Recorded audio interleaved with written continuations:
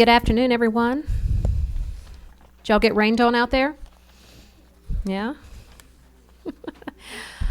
So I'm going to call the meeting of the House Regulatory Subcommittee of the Regulated Industries Committee to order. I want to thank the members of the committee for being here. Thank you to our Vice Chair, Representative Smith, and all of those and folks in the audience who are here to observe or to speak to the bills today. Thank you for being here.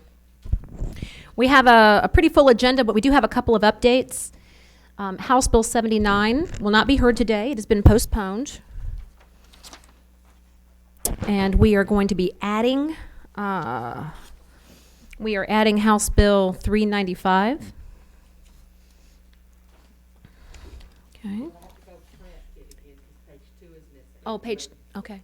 Excuse me, Madam Chair. I believe all the even numbers are missing on the fact the ones you handed out. Okay, I'll get it right. And is that just 395? Okay, so why don't we just set that aside for now, and we'll pick that up when Jan returns. Okay. Ground rules for today. We'll be taking testimony today on each of the bills on our agenda. If any member of the audience wishes to speak on any of these bills, please. Do we have a witness list, or do we need one today?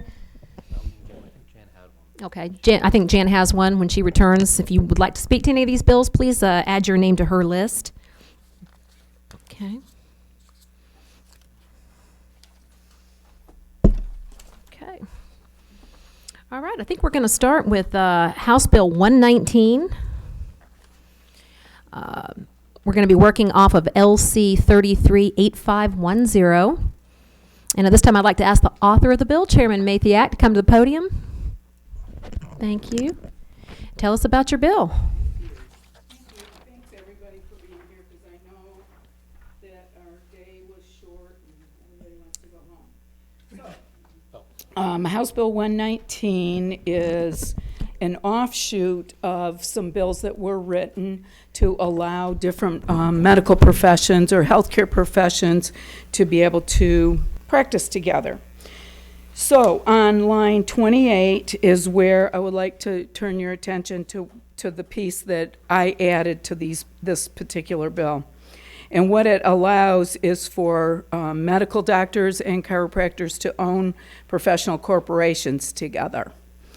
And it's kind of the trend throughout the country. So I'll be glad to answer any. That's really the long and the short of this bill. We like simple bills. I think we do have a question. Number 12. Who's number 12? Okay, somebody. Okay. You have one? Representative Representative Williamson? No? Let's try again. Are you number what number are you? Okay. Try now.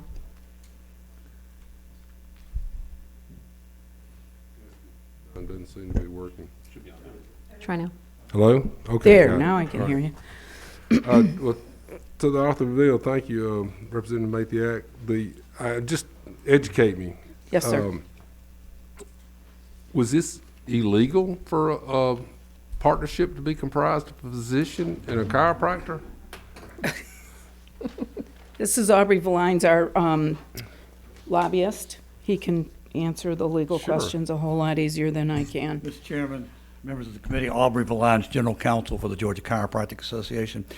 The original bill years ago had to do with optometrists and ophthalmologists that I drafted, and it was because before that time, optometrists and medical doctors could not practice together in a professional corporation. That's the distinction. They had to set up limited liability corporations and jump through other hoops, which cost more money legally. Last year, the podiatrists did a bill based upon the original bill that I did, which allowed podiatrists and medical doctors to enter into professional corporations. All this bill does, and it passed this committee, I believe, unanimously last year and passed the House and got caught up in COVID in the Senate, it simply said that if a chiropractor and a medical doctor wish to enter a professional corporation together and practice, they can. Currently, I set up corporations, limited liability corporations for medical doctors and DCs and other healthcare professionals all over the state. It costs them a lot of money because it's a lot of work. This makes it very, very simple. It's less money for lawyers. And if they do want to practice together in a professional corporation, they can. If they don't want to, they don't have to, or they can go the limited liability corporation or another way. So, and you'll notice we put in there about as long as it doesn't violate the ethics of any of the professions. And again, we know of no opposition, and it's worked well for the optometrist, and I hope it's working well for the podiatrist. Well, thank you for that answer. And I assume you mean limited liability companies, not Yes, limited yes. liability corporations. Yes, I did, yes. Okay.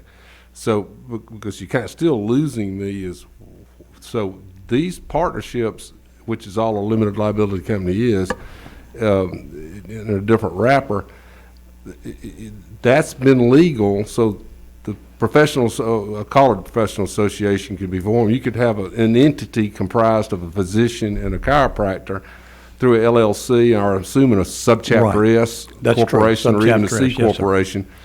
The only exclusion was professional corporation. Right, the professional corporation. When they originally wrote this section, the only group they allowed to incorporate together were the land surveyors and the engineers.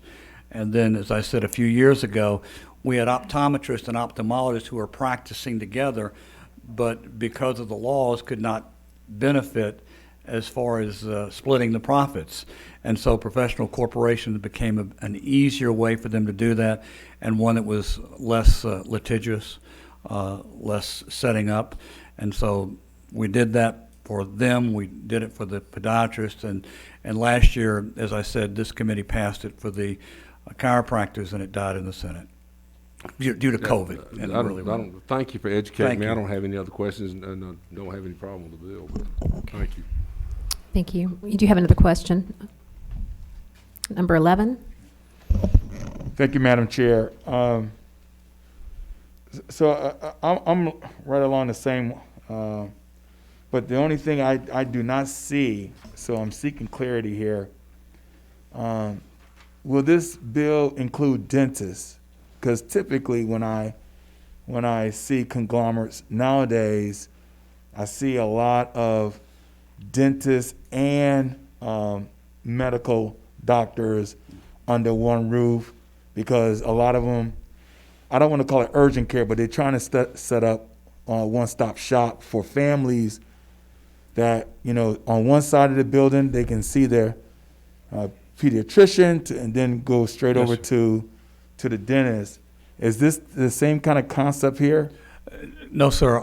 That's a good question. There are about 20 different healthcare professionals licensed under Title 43, and we've even had some of them come to us and talk to us about including them. And I said, I think the General Assembly probably would want to address that individually and not get caught up in turf wars and whatever.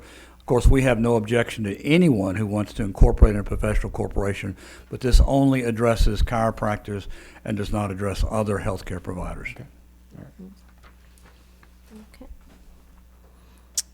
I don't see any other questions. So if there, thank you very much. Thank you. Thank you, and thank you so And much. I'll ask for a favorable vote for this. Okay. Thank you. So if we have no further questions at this time, I will entertain a motion.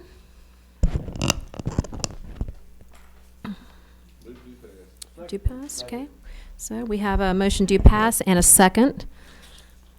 Okay, so all those in favor of the passage of HB 119, please signify by saying aye. Those opposed? Okay, looks like the ayes have it. Congratulations, Chairman Mathiak. Thank you, everybody. Okay. Okay, Representative Belton, I believe we are still waiting on your copies. Right. Right. Okay, up next, we have HB 268. We're going to be working off of LC 364568. Welcome, Chairman Werkheiser. Thank you, Madam Chair and committee. First time in this committee. And unfortunately for y'all, I thought Chairman Belton was going to go before me because he's the expert in these. I think y'all have seen him numerous times on these compacts. And I can go through this section by section, or I can merely say that this is a compact that y'all have seen many times. similar to, I think the one that Chairman Belton has today is speech pathologist. But this is one for occupational therapists. And it does not take effect until 10 states have also done a similar legislation.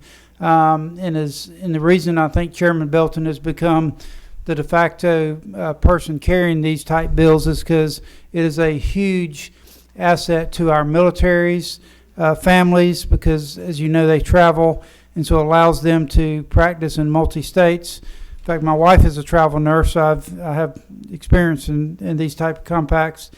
But this basically is for the occupational therapist. I think we've given you a handout. I do have one amendment that I would like for the committee to approve, and to show you that Chairman Belton is ahead of me. I think he already has that in his original bill.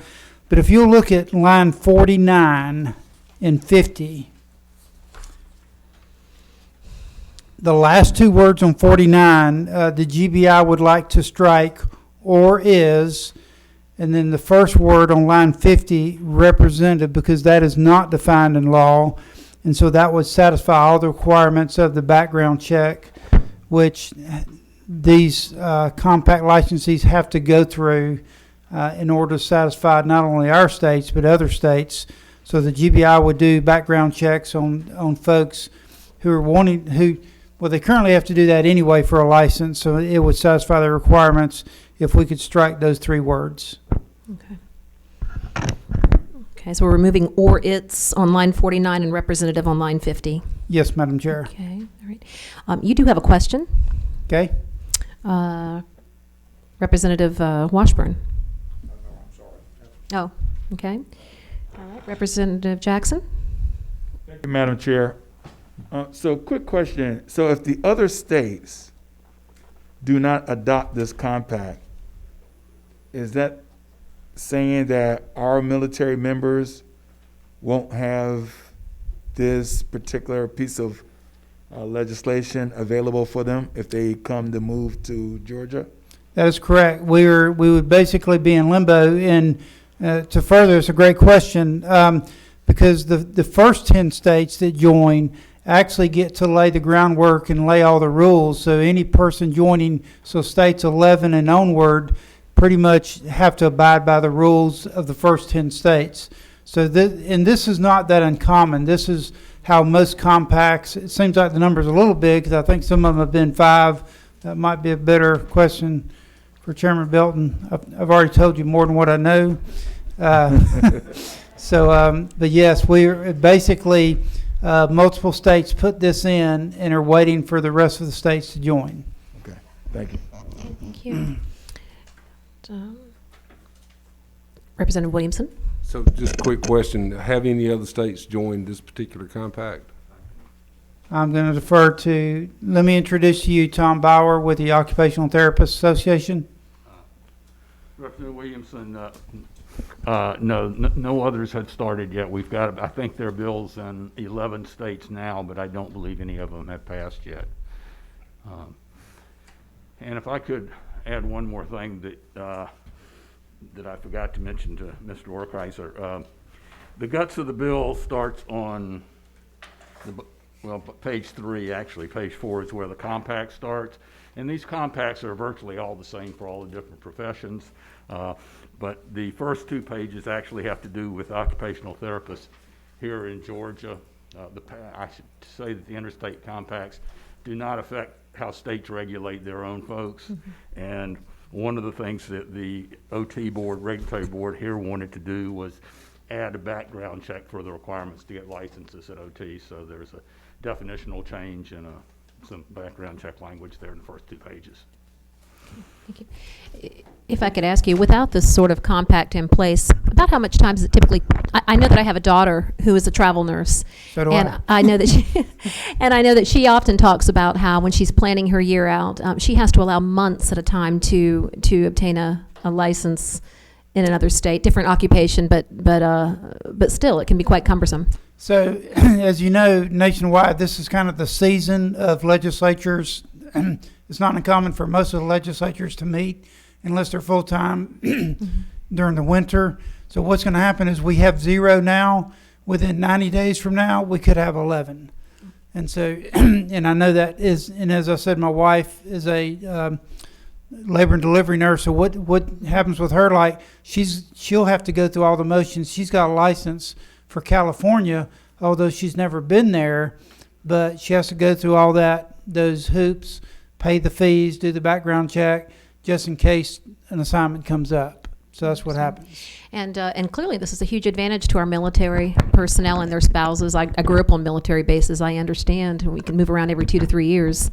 Yeah, so it's crazy. They've gone through all the rigorous licensures and background checks to become, and because their spouse gets moved, all of a sudden they're not qualified anymore, and really they are. Thank you.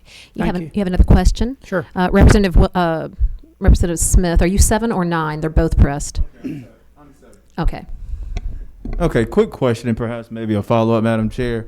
Is there a telehealth provision in this compact? There is, and Oh. that's very beneficial because especially those living on border states, the telehealth provider, excuse me, say like in South, on West Georgia, where Phoenix City, you've got a much larger facility in, say, Alabama, so they may be utilizing that facility, so that would also eliminate that hurdle. But that's a great question. Okay, follow up, Madam Chair. So, for example, someone that lives in Alabama, practices in Alabama, they're allowed to have patients in Georgia. Okay. If the compact is in place. Vice versa, yeah. Both states would have to be Yeah, a member of the yes. compact. Yes. Right. I understand. Okay. Representative Jackson? Thank you, Madam Chair. So in lines 294 through 299, is it difficult for us to include retirees? You have active duty military personnel or their spouses. What about retirees? Tom's going to answer that. Well, let me find, I'm going to answer this with the proviso, if it's okay, if I misspeak, Mr. Belton Representative Belton might correct me because he's the expert, but I believe once that person is a retiree, he or she would be like any other occupational therapist and would have the mutual between the two states if there's a compact between the two states. So I don't believe it would be necessary to say retiree. Okay. Thank you. If you change those, everything past the section 1 is part of the that's a good compact. point, It cannot yeah. be changed. That's what we're all agreeing to. So that language, we either with it or we have to negate it completely. That makes sense. And since he's at the mic, he's basically saying all this language has been borrowed from all the other compact states who are trying to pass this. So even if it's a great idea and we decide to change something before that section, then we're basically nullifying and excluding ourselves from the compact. So we pretty much need to leave the compact section alone. I guess, Madam Chair. Go ahead. I guess the reason why I'm asking, because, although I'm retired, so this compact doesn't impact me, but we have a lot of retirees that very well may still have go into a transition into an occupation where a compact like this can very well give them the necessary leverage versus going through the normal process like everyone else. So I guess I'm just thinking as an added benefit. Right. So that's one of those things that could get adopted in the rules among those first 10 states that join, Okay. and it would solve that. And that seems to be the going trend. We saw that with law enforcement last year. Right, that's You heard right. the governor say that he wants to do that with teachers this year. So that seems to be the going trend. That's right. Yeah, Representative Smith? One last question. Because of the increased competition, because of the telehealth provision in this compact, do you all foresee this negatively impacting the professionals that are already in this state? I don't think so, and I tell you why. A year ago, I would have said yes, but as you may know, we've increased the rate of pay so telemedicine now is being recognized as the same as a in-visit consultation. And so they're really, the laws and regulations are really seeing no difference between the two. So I think that kind of settles that. Does that make sense, or does that not answer what you were? I'm okay. I've told you more than what I know. Thank you, Chairman Werkheiser. I also think I know when I've heard the issue of the compacts, which does tend to be the trend, and can have some very positive effects, not just on our military personnel, but just the general public as well. Not to mention the fact that it is bringing resources, particularly by way of telehealth, to our rural areas that often have shortages of these doctors and these occupational therapists and things of that nature. So you're opening up one more avenue to be able to service those rural communities. And that's a great point. And also during a pandemic where we saw that certain parts of the country were impacted more greatly. And so let's say we saw in New York where the numbers were going up much quicker than the rest, and they were paying travel nurses much higher. But if you had to pause that and say go through the licensing and background checks and paying fees, and if you could skip all that and go do the very thing that you were trained to do, this is the kind of tool that they need. Okay. Thank you. Do we have any more questions for Chairman Werkheiser? Okay, I think we have an amendment here we need to vote on.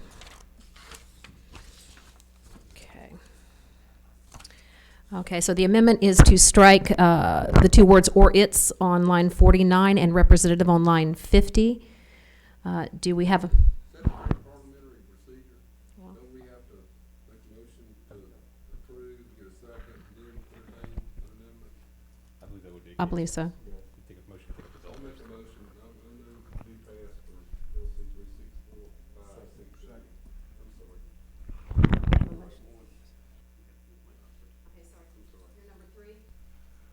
Yes, I move do pass House Bill 268, LC 364568.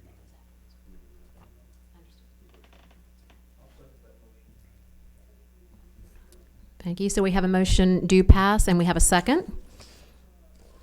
Hearing no other comment or questions, I'll take a motion. Oh, wait, we took the motion. Sorry, thank you. All those in favor of the passage of Sorry, I'm so sorry. Okay, sorry. So the motion to pass, and now the motion on the amendment. Madam Chair, if you'll indulge me, I move that we strike the last two words in line 49 as well as the first word in line 50, and it will then read, shall constitute express consent and authorization for the board to perform a criminal background check. So last two words on line 49, the first word on line 50, move to strike. Okay. So we have a motion to strike those words, and we have a second. All those in favor signify by saying aye. Aye. All those opposed? Okay, seeing no further, we have a do pass on this bill as amended. Correct? Okay. Thank you all very much. Thank Great you, Chairman experience with Werkheiser. the first time. Actually, you have to vote on the Votes for the bill amendment. now. Okay. Okay. Thank That's you. why we have Bruce in here. Understand. So now we're taking a motion on the passage of HB 268 as amended. We have a motion. We have a second. Okay. No other questions or comments. Let's see. All those in favor of the passage of HB 268 signify by saying aye. All those opposed, no. All right. Thank you. Now It was I a can great congratulate you, experience Chairman with my Werkheiser. first experience in regulated industries. Thank you very much, Madam Chair. Thank you and so the much. committee. Thank you.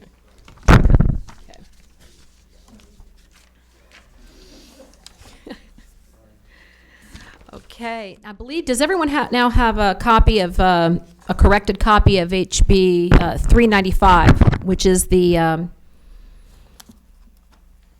second copy. I think we had incomplete copies, and now everyone should have a corrected copy. Okay.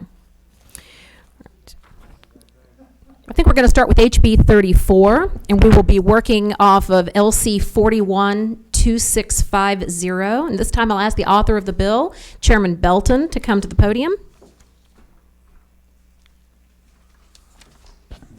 Thank you, Madam Chairman. I really do appreciate your time today. This bill should look very familiar to you because it's the exact same bill as SB 306 by Valencia C. Last year, she and I worked on this bill, which passed the House and the Senate. It was vetoed by the governor because it did not go through a GORC process, which is a Georgia Occupational Regulation Committee. So we're reintroducing this bill exactly as it was last year, and we're also doing this GORC process, which the governor would like us to do this time for some reason. Just very briefly, compact, your driver's license is a compact that we all agree with. Georgia is involved with about 38 different compacts. All a compact does is it allows, in case of your driver's license, all 50 states are involved in that. If you have your driver's license in Georgia, they'll accept that in Florida, that sort of thing. So the reason why, again, we're bringing these to you is because it allows for, the reason I'm interested in it is because it allows for military spouses, especially when they move from one base to the other, they can instantly start doing their trade in that new state. But it also helps everyone else who is not a military spouse operate in and out of Georgia as long as they're inside that compact.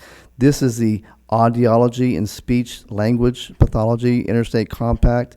It does have a telehealth benefit. It's a bipartisan bill. And again, the Pentagon, I keep saying this, and I think you're all tired of hearing it, but the Pentagon's saying they're interested in two things when they're looking at bases and about bringing soldiers into bases or taking soldiers away from bases, is K-12 education and licensures for spouses is what they're interested in. So that's why I'm bringing this. And I also have a letter here from the Chamber of Commerce supporting this particular compact. And I stand for questions, Madam. Thank you. So I'm really for all the same reasons and positive impacts and attributes of the previous bill. Same situation here with Yes, our ma'am. audiologists and speech therapists, right? That's exactly right. Do we have any questions for the chairman? No? Okay. Oh, sorry. You got me? So, Yes. again, thank you for indulging my questions, Representative Belton, or Chairman Belton. From section, or what I'm asking is, these two, the compact we just passed out, and this one, is all the boilerplate after section 3, is it pretty much the same, or? After section 1 on page 5 is the Audiology and Speech Pathology Compact. That language is specific to this particular compact. Okay. And again, this language is going to be the same languages in Alabama and Arkansas and Alaska and California. Any compact state that wants to join has to have this language in it. The language before that is particular to Georgia. All right. Thank you. Yes, sir. That's fine.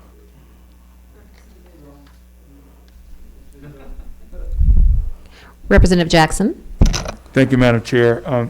Just for my own education, Chairman Belton, so for compacts, for military members, do you have to get engaged in domicile or home state of record, that kind of residency clause, or this? Is this whatever state that particular serviceman was licensed in? That's the state that will either be in or outside the compact. Okay, so it has no home of record, no domicile. Okay. That's a great question. Thank you, Commander. Yeah, thank you.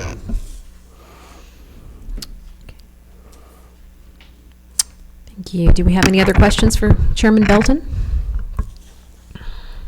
No further questions, and this time I'll entertain a motion. Oh, I'm so sorry. I'm sorry, you do have one more question. I'm sorry, Representative Smith, go ahead. No question. I'd like to make a motion. Oh, okay. Okay, we have a motion. Pass. Do we have a second? Okay. All right. All those in favor of the passage of HB 34, please signify by saying aye. Those opposed? Okay. Looks like we have a due pass. Thank you very Thank much, you very Madam much. Chairman. You might as well just stay right there, right? I'll stay right here. Let's Thank just you. roll into the next one. Okay, we're going to bring up now House Bill 395. Let's see here. We'll be working off of, let me find it here. This is LC 364611. And my understanding, Chairman Belton, is that this bill is also going, as we're here today, this is also going through a similar GORC process. That's exactly right, as Chairman Werkheiser's bill as well. I understand. And this bill is for counselors. Again, one of the great things about this particular bill is that, sometimes we have disasters like hurricanes or a school shooting, God forbid, or something like that, where there's a great need for a lot of counselors in a state. This allows you to go right there to the state, telemedicine, or even you'll travel there, to wherever that state that disaster occurred. So as we need more counselors. I think everyone agrees with that. So again, this is an attempt for not just military spouses, but everyone to be able to do telemedicine and practice counseling, especially for our children. Understood. Don't believe you have any questions? No questions for Chairman Belton? This is the day for compacts, isn't it, It Chairman is Belton? the day for compacts. It's the day the Lord has made, right? There you go. For compacts, yes. HB 395, LC 364611. And again, just to state, as you mentioned, the ability to travel into states, particularly those ones that are affected by natural disasters, still that state will have to be a member of the compact. Exactly right. Yes, sir. Yes, ma'am.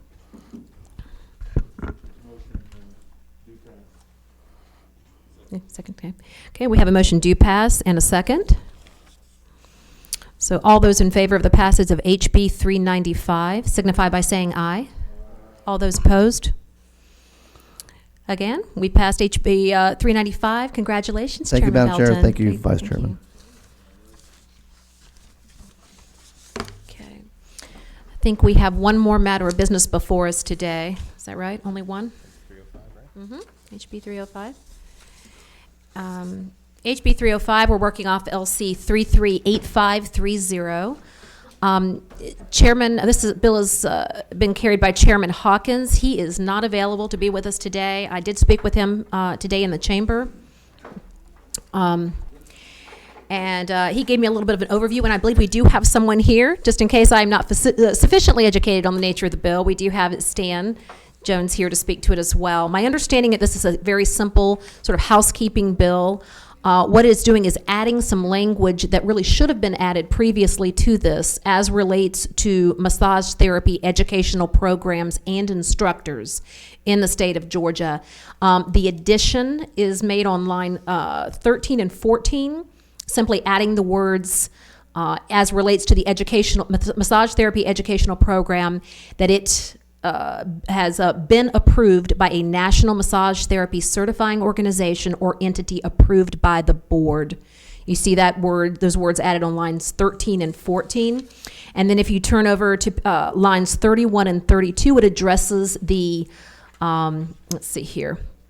It addresses the instructors themselves, applying similar wordage, that those instructors have been approved by and are in good standing with a national massage therapy certifying organization or entity approved by the board. My understanding is that there is no opposition to this bill. It's just simply a cleanup bill. But then again, if there are any detailed questions on this bill, I may direct them to Mr. Jones. Any questions at all? This has been pretty easy for the most part. Okay, if I have no questions here, I will entertain a motion. Is there a second? Okay. Having a motion do pass and a second. All those in favor of the passage of HB 305, please signify by saying aye. Aye. All those opposed? Okay. Right. And I think that is it. I believe that we have postponed hearing of HB 79. That may be taken up at a later date. And I thank you so much for everyone's attendance here. And great. Thank you. Stay dry.